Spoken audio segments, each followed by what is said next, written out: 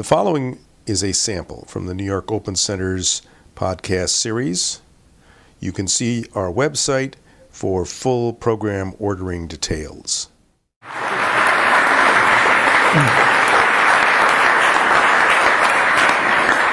Well, it's great to be back in New York, and so pleasant to have a great turnout like this, even though you have a tornado heading towards New York City, according to the news.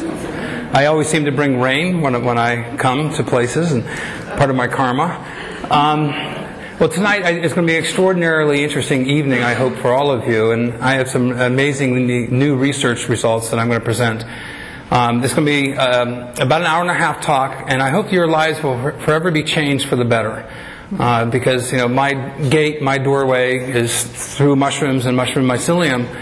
But I think it's something we share a greater consciousness amongst all of us, now, much of which we don't understand. But I think empathetically we have some sense that we are indeed all connected.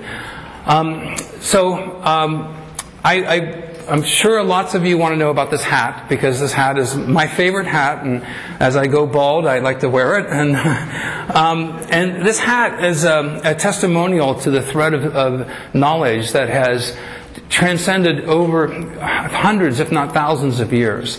This hat is actually made by some ladies in Transylvania, and it's made from a mushroom. It's made from this mushroom, amadou.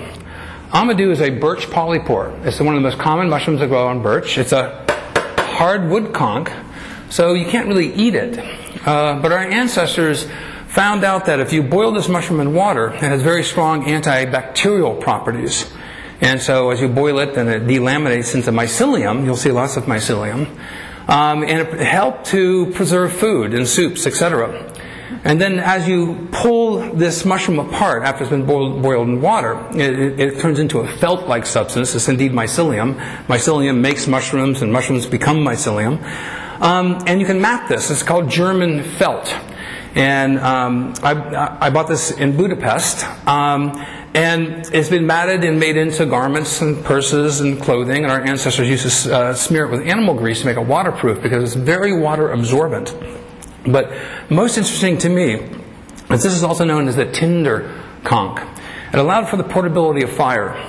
There's no doubt, more than 100,000, 140,000 years ago, we all came from Africa, and we went north and we discovered something new called winter. Oops. That was a sample from the New York Open Center's podcast series.